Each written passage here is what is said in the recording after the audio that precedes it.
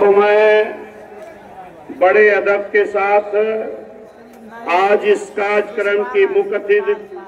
व बहुजन समाज पार्टी की राष्ट्रीय अध्यक्ष एवं देश के सबसे बड़े प्रदेश उत्तर प्रदेश की 4 बार रही यशस्वी मुख्यमंत्री और साथ ही लोकसभा व राज्यसभा की कई बार रही सम्मानित सांसद तथा देश में सामाजिक परिवर्तन एवं आर्थिक मुक्ति मूवमेंट की महानायिका बहुजन समाज पार्टी के संस्थापक एवं मसीहा माननीय श्री कांशीराम जी की एकमात्र रही उत्तराधिकारी व आयरन लेडी परम आदरणीय बहन जी अब उनके सम्मान में अपने विचार व्यक्त करेंगी तथा पार्टी व मूवमेंट के हित में भी कुछ दिशा निर्देश देंगी। आदरणीय माननीय बहन जी। बाबा साहब अमर रहे, बाबा साहब अमर रहे, माननीय श्री कांशीराम साहब अमर रहे, माननीय श्री कांशीराम साहब अमर रहे। बहन कुमारी मायावती जी, बहन कुमारी मायावती जी, बहुजन समाज पार्टी, बहुजन समाज पार्टी जिंदाबाद। श्री आकाश आनंद जी जिंदाबाद, श्री आकाश आनंद जी जिंदाबाद। सर्व समाज के सम्मान में, सर्व समाज के सम्मान में, अपने महापुरुषों के सम्मान में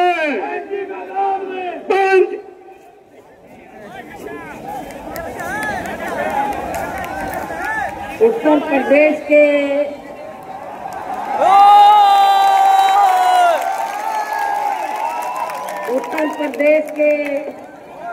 कोने कोने से आए हुए पार्टी के सभी छोटे बड़े पदाधिकारी, जनप्रतिनिधि, नेता एवं कार्यकर्ता हैं।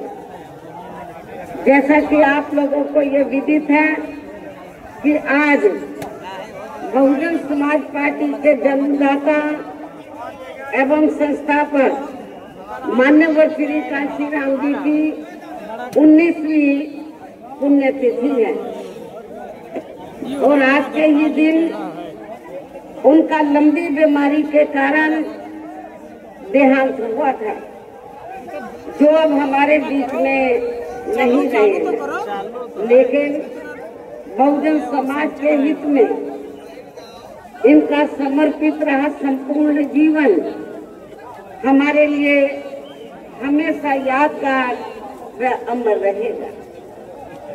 ऐसे महान व्यक्तित्व को आज मेरे साथ साथ आप लोग भी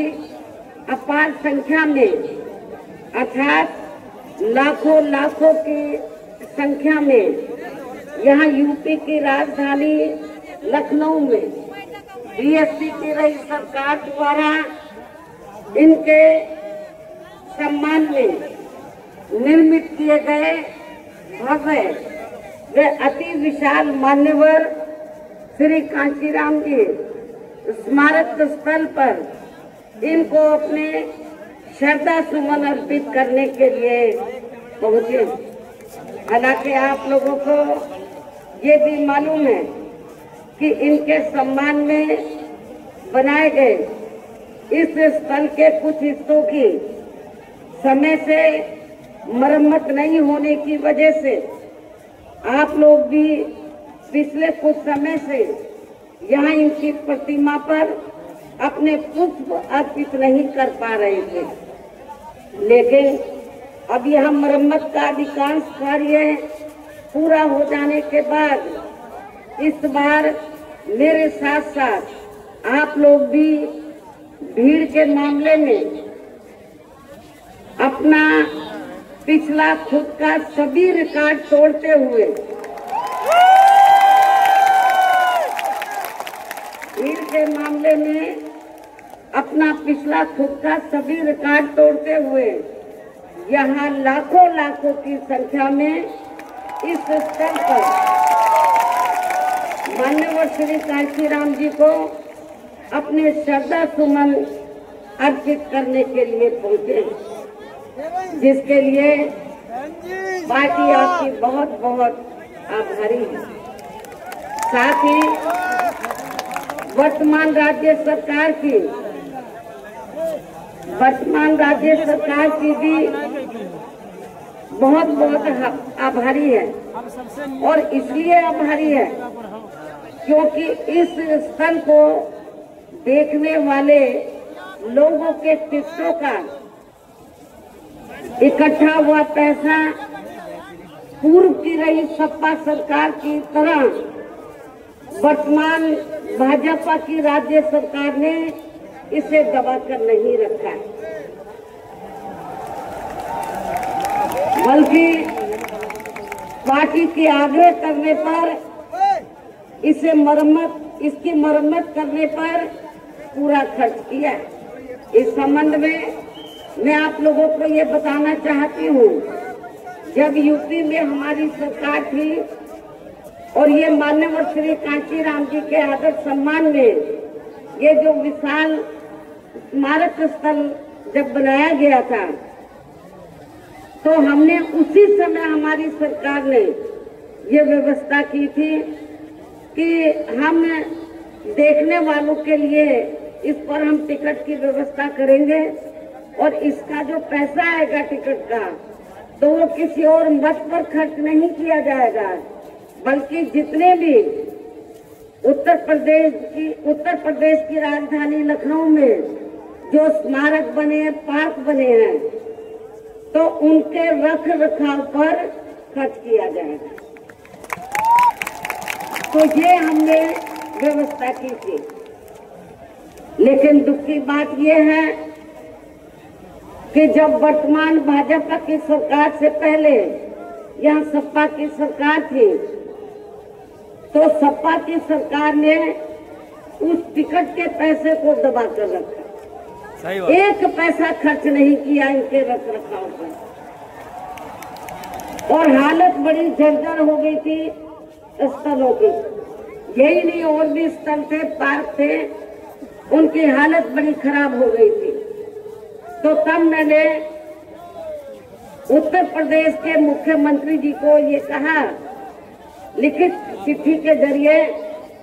उनसे रिक्वेस्ट किया कि हम आपसे ये नहीं कहते कि दूसरे मत का पैसा आप इनके रख रखाव पर लगाओ। तो जो देखने वालों का टिकटों का पैसा काफी बड़ी तादाद में इकट्ठा हो गया है गवर्नमेंट के पास, उस पैसे को इनके रख रखाव पर लगाया जाए। तो उत्तर प्रदेश की वर्तमान भाजपा की सरकार ने इस मामले को दिखवाया पूरा, और उसके बाद उन्होंने हमें कमिट किया, प्रॉमिस किया कि हम जो भी पैसा टिकटों को आया है हम दूसरे मत पे नहीं लगाएंगे, बल्कि इन स्थलों के रख रखाव पर लगाएंगे। उन्होंने ये लगाया, इसलिए हमारी पार्टी उनकी आभारी है। लेकिन वही दूसरी तरफ समाजवादी पार्टी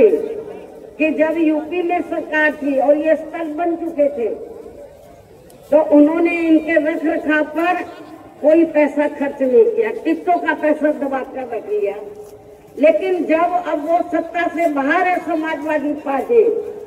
तो अभी 2-3 दिन पहले वो मीडिया में खबर छपवा रहे थे कि हम माननीय श्री कांशीराम जी के सम्मान में संगोष्ठी करेंगे। लेकिन जब वो सरकार में रहते हैं तो ना उन्हें पीडीए याद आता है और ना माननीय श्री कांशीराम जी की जयंती और ना ही पुण्यतिथि उनको याद आती है सरकार में रहकर। लेकिन जब वो सत्ता से बाहर हो जाते हैं तो समाजवादी पार्टी को फिर याद आता है कि हमें संगोष्ठी करनी चाहिए। मैं सपा मुखिया अखिलेश यादव से मैं ये पूछना चाहती हूँ, यदि माननीय श्री कांशीराम जी के प्रति आपका इतना ही आदर सम्मान था, तो जब यूपी में मेरी सरकार थी तो मेरी सरकार ने अलीगढ़ मंडल में कासगंज के नाम से अलग से जिला बनाया। उस जिले का नाम मान्यवर श्री कांशीराम जी नगर के नाम से रखा है।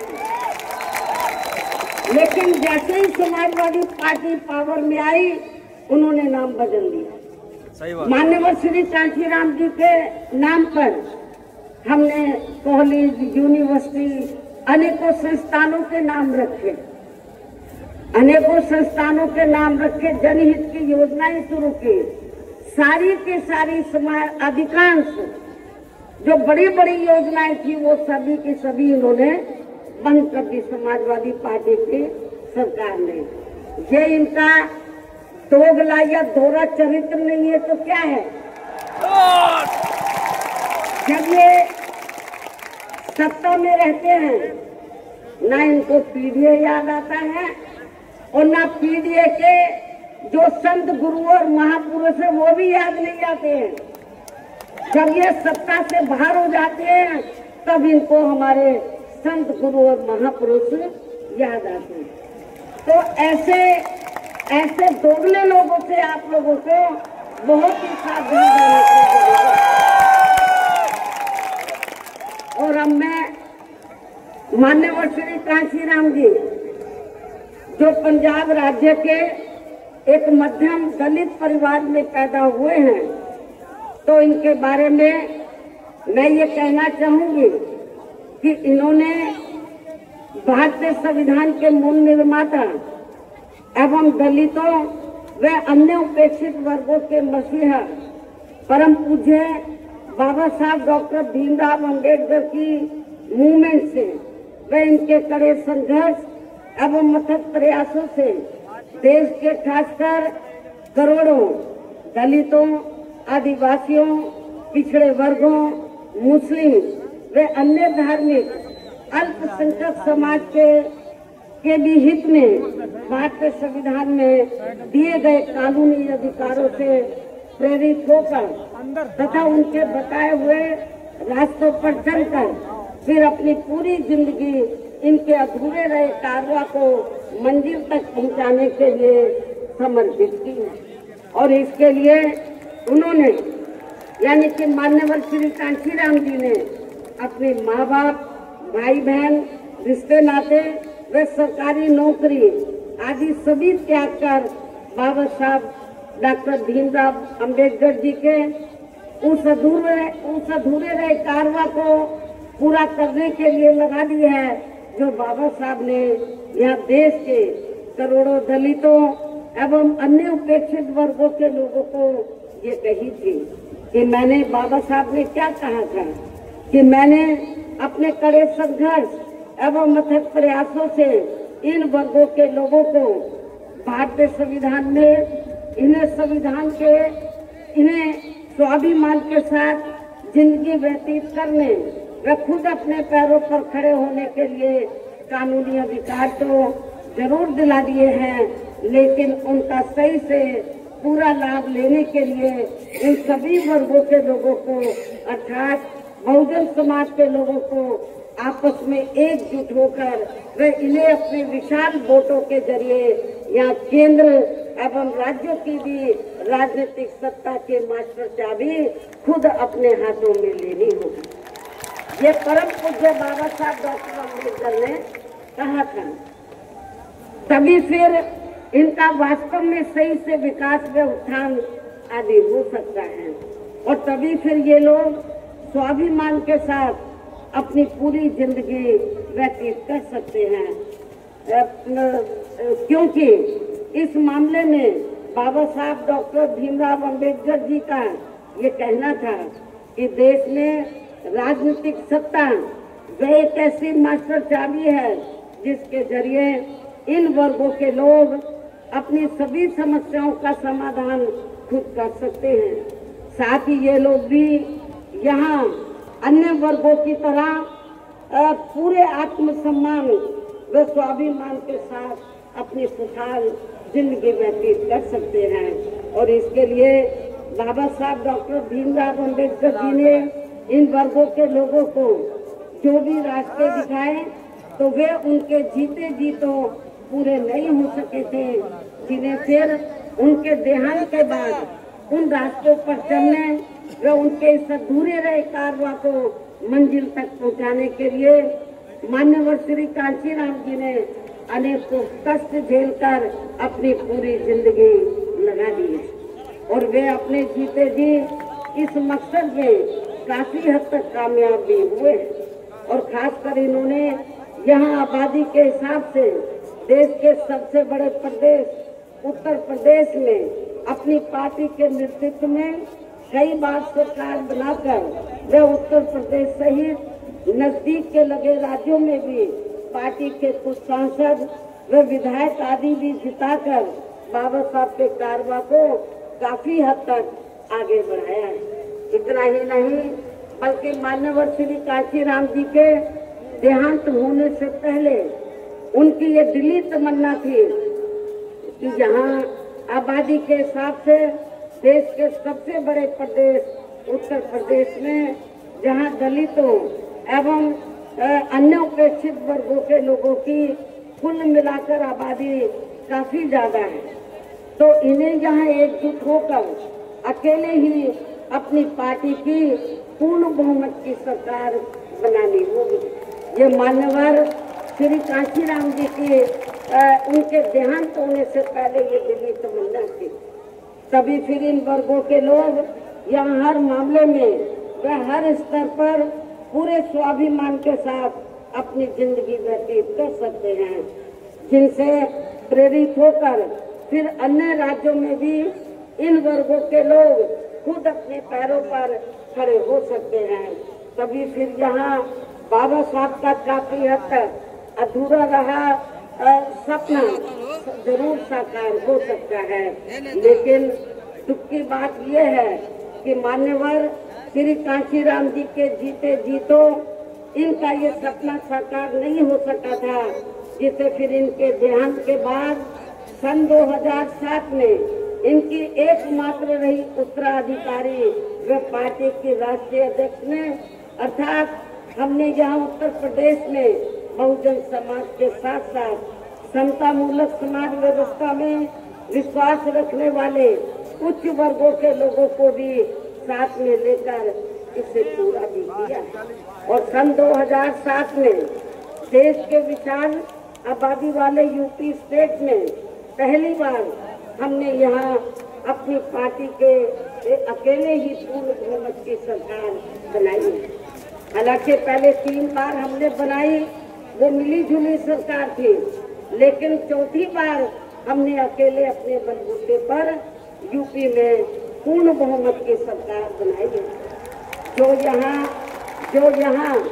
खासकर कांग्रेस, बीजेपी, सपा व अन्य जातिवादी पार्टियों को कतई भी अच्छा नहीं लगा है, जबकि इससे पहले केंद्र की रही भाजपा सरकार ने सत्ता का दुरुपयोग करके मेरे ऊपर व मेरे माँ बाप, भाई बहन एवं अन्य रिश्ते नातों आदि के ऊपर भी अनेकों गलत एवं फर्जी केस दर्ज करा के हम सभी को जबरदस्ती इनकम टैक्स व सीबीआई आदि के जंजाल में फंसाकर हमारी सभी को भ्रमित करने का हर संभव पूरा प्रयास किया। इसके साथ साथ आगे चलकर इन सब मामलों में केंद्र की रही कांग्रेसी सरकार ने भी हमें न्याय देने की बजाय बल्कि काफी उलझा दिया था, और तब फिर हमें इन सब के विरुद्ध माननीय कोर्ट में भी जाना पड़ा है, जहां हमें न्याय मिला है। इस प्रकार से ये सब भी हमें काफी कुछ झेलना पड़ा है, लेकिन ऐसे विकट व संघर्ष भरे हालातों में भी हमने बाबा साहब डॉक्टर भीमराव अम्बेडकर के बताए हुए रास्तों पर चलकर यहाँ उत्तर प्रदेश में सन 2007 में हुए विधानसभा चुनाव में अकेले ही ये चुनाव लड़कर फिर अपनी पार्टी की पूर्ण बहुमत की सरकार बनाई। और हमने यहाँ बाबा साहब डॉक्टर भीमराव अम्बेडकर एवं मान्यवर श्री कांशीराम जी आदि के सपनों को काफी हद तक साकार किया, और इसके लिए हमने अपनी सरकार में यहाँ जातिवादी संकीर्ण व पूंजीवादी व्यवस्था के शिकार रहे लोगों को अर्थात सर्व समाज में से खासकर गरीबों, दलितों, आदिवासियों, पिछड़े वर्गों के साथ साथ मुस्लिम एवं अन्य धार्मिक अल्पसंख्यक समाज के लोगों के भी हित व कल्याण में अनेकों ऐतिहासिक कार्य किए, जिनके नाम बदलकर उन्हें अब अन्य राज्यों में विभिन्न पार्टियों की सरकारें बुला रही है, जबकि इसका वास्तव में असली श्रेय बीएसपी को ही जाता है। साथ ही हमारी पार्टी की रही सरकार ने दलितों एवं अन्य उपेक्षित वर्गों के लोगों के हितों का सभी मामलों में पूरा ध्यान रखा है। खासकर आरक्षण का तो इन्हें पूरा लाभ दिया। इतना ही नहीं बल्कि हमने या अपनी सरकार में सर्व समाज में से गरीबों, मजदूरों, बेरोजगारों, किसानों, वकीलों, कर्मचारियों, व्यापारियों एवं अन्य मेहनत कर लोगों के साथ साथ यहाँ छात्रों, युवाओं, महिलाओं वे बुजुर्गों आदि के भी हितों में काफी महत्वपूर्ण कार्य किए हैं, जिनसे इन्हें काफी ज्यादा लाभ पहुंचा है। इनके साथ साथ हमारी पार्टी की रही सरकार ने प्रदेश में अपराध नियंत्रण एवं कानून व्यवस्था को भी चुस्त व दुरुस्त करने के लिए यहाँ जाति, धर्म व दलगत राजनीति से ऊपर उठकर कार्य किए हैं, ताकि प्रदेश में अमन चैन व शांति व्यवस्था आदि कायम रहे, जिसकी प्रदेश में उस समय काफी जरूरत भी थी। साथ ही कानून व्यवस्था के मामले में हमने यहाँ हर स्तर पर अन्याय, अपराध व भय मुक्त वातावरण भी पैदा किया। इस प्रकार से हमारी पार्टी की पूर्ण बहुमत की रही सरकार ने यहाँ सर्व समाज के लोगों को हर मामले में व हर स्तर पर सर्वजनिकाय व सर्वजन सुखाय की नीतियों पर आधारित यहाँ काफी बेहतरीन सरकार दी है, जिसे प्रदेश की जनता अभी तक भी भुला नहीं पा रही है। और खासकर हमने रोटी रोजी देने के मामले में सर्व समाज में से जहाँ गरीबों, दलितों एवं अन्य उपेक्षित वर्गों के लोगों को काफी हद तक उन्हें आत्मनिर्भर भी बनाया, जिनके यहाँ वर्षों से सभी विरोधी पार्टियों की रही सरकारों की जातिवादी, संकीर्ण व पूंजीवादी सोच होने के कारण काफी ज्यादा उपेक्षा की गई है। इतना ही नहीं बल्कि हमने वर्तमान केंद्र की सरकार की तरह अपने राजनीतिक स्वार्थ में इन्हें इनके टैक्स के पैसों से ही थोड़ा सा मुफ्त में राशन देकर इनको अपना गुलाम व लाचार नहीं बनाया है, अर्थात इनको दूसरों के ऊपर निर्भर नहीं रखा है। इसके साथ साथ हमारी पार्टी की रही सरकार ने देश में यहाँ बहुजन समाज में समय समय पर जन्मे अपने और अब ये समाजवादी पार्टी यहाँ अपने राजनीतिक स्वार्थ में जबरन सीधे आदि की हवाई बातें करके इन पदों को करने लगी है, जबकि हमारी पार्टी की रही सरकार ने अपने संतों, गुरुओं